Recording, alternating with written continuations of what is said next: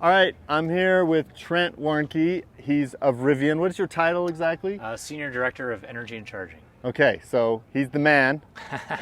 He's one of the pivotal people who put this whole thing together. So Trent, I just wanted to talk to you just sort of about like why Salida, the background and so on. So let's start with that.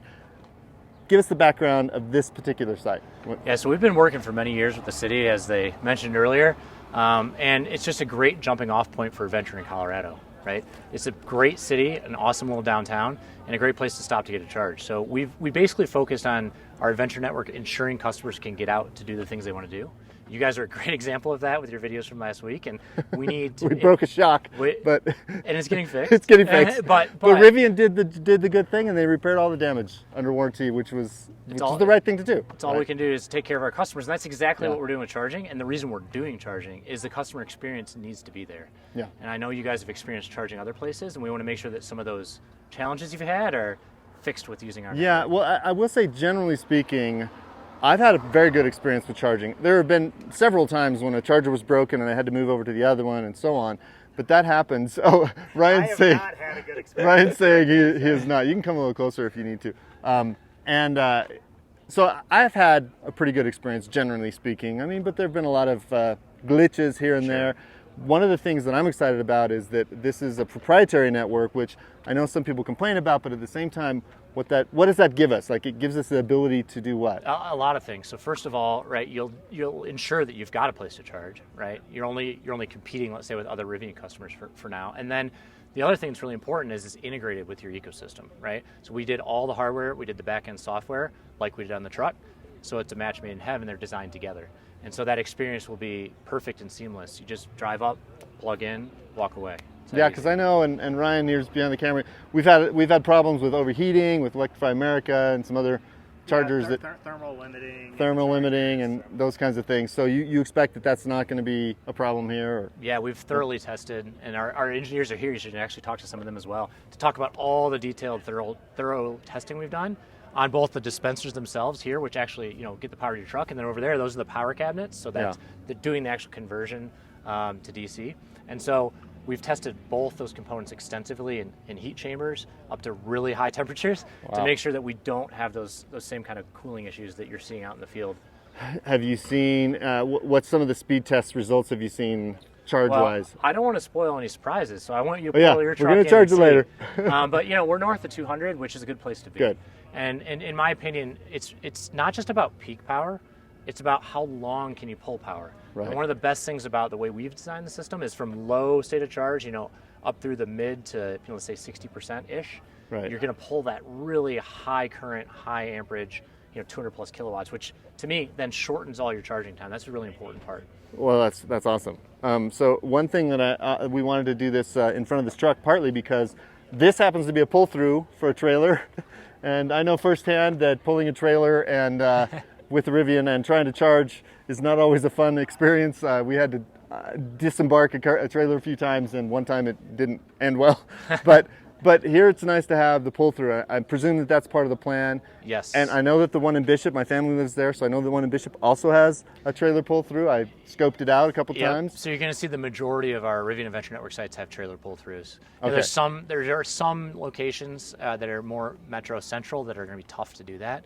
But the majority of our sites have trailer pull-throughs. It's a critical enabler for our customers and a unique feature of our network. Cool. I wanted to ask, and this is probably a little bit more of a difficult question, but okay, 600 sites planned. It's been announced a year ago almost. Yep. This is the first one. Congrats on getting to this point. I know that you wanted to be further along by now. Can you give us some of the glitches or things? What are some of the hard things to get to this point? Yeah, I mean, it's probably not surprising that we faced a lot of the same supply chain challenges that you see we face in the vehicle side of our business. It's a very difficult time in the market to be launching a brand new product. One of the benefits is it's fully ground up designed by us, right? But the downside of that is setting up the supply chain in this time has slowed us down a little bit. But we're here, and to your exact point, we've launched the first one today. Another one turns on tomorrow, another one Wednesday. And then after that, we're just going to keep expanding. So, and then what's next? Do we have any announcements for after that? I've heard Nothing I can Southern announce California. today, but yes, we're going to keep Okay. expanding, and you'll see. We'll make sure you guys are aware as those are coming online. Okay, great. Or ahead of when they come online, if you want to be, know about them. Absolutely. Part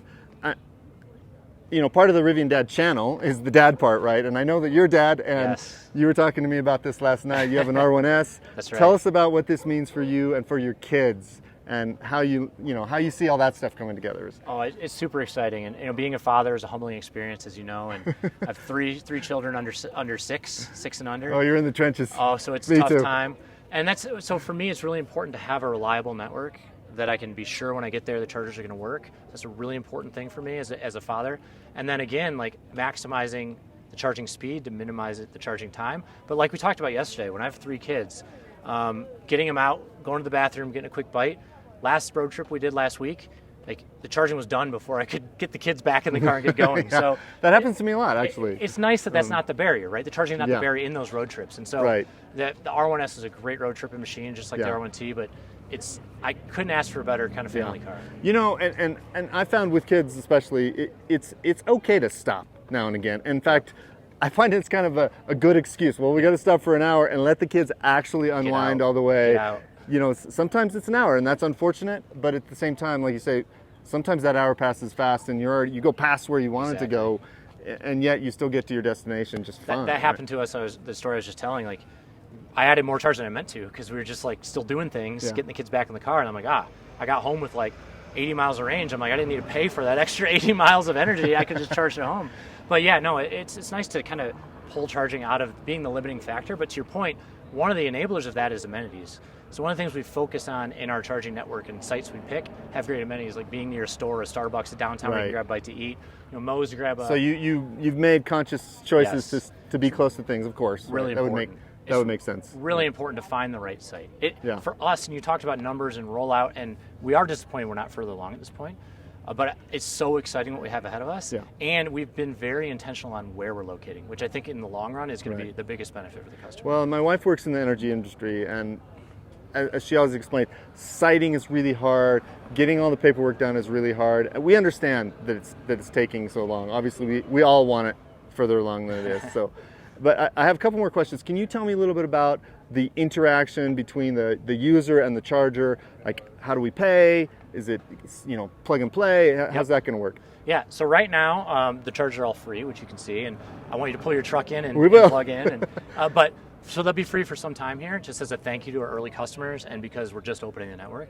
And then when we do turn on billing to the customer, it'll just bill to your credit card on your file. Okay. You don't have to do anything. You just plug in. It'll recognize your vehicle. It'll know it's you. It knows you. who you are and bills you on the back end. Okay. Yep. Okay, great.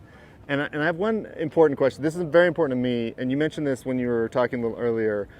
A lot of why I own, in fact, someone asked me, like, what's your favorite thing about the R1T? And I answered something, and then later I'm like, no, my favorite thing is that it's electric. Like, that's my favorite thing. That was not even in my mind, because that's a given to me, right? But the other thing, as you mentioned, is that the reason that I care that it's electric is because we can change the way energy is created and given to our vehicles.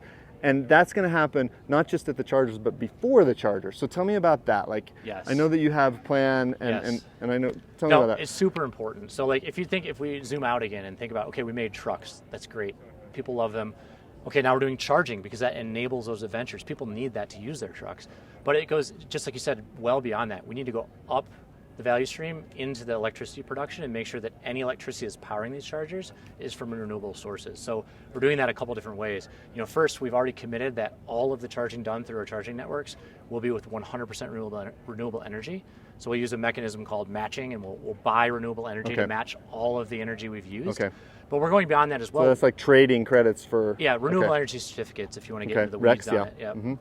But more important than that is not just RECs. We want to be more impactful. We want to drive new projects into the grid. And so new renewable energy deployments, like our partnership with Clearloop in Tennessee. It's our first megawatt that we are responsible for putting it into the world. Cool. There's going to be a lot more of those. That's awesome. On your last point, I did a video earlier where I wanted to sort of visualize the amount of carbon that we human beings put into the air.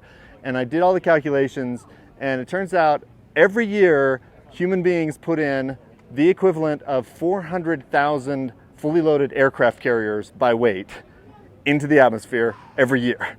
400,000 aircraft crazy. carriers worth of carbon. Like, to me, that's one of the reasons that we're doing this.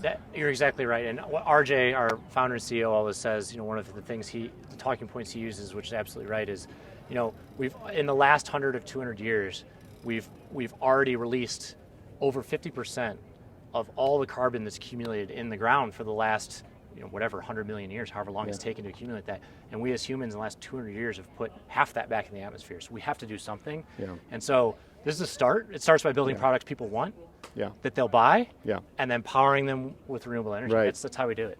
And the other thing is that it is the path of least resistance. This is the best vehicle I've ever so owned. much fun. There's no compromise. Like, I'm not compromising, performance or anything. It's like the best one I've ever driven. So that's really great. But anyway, congratulations so much. This is so great. I'm really excited. And thank you so much for taking a few minutes Of course. to Thanks chat for about being this. here.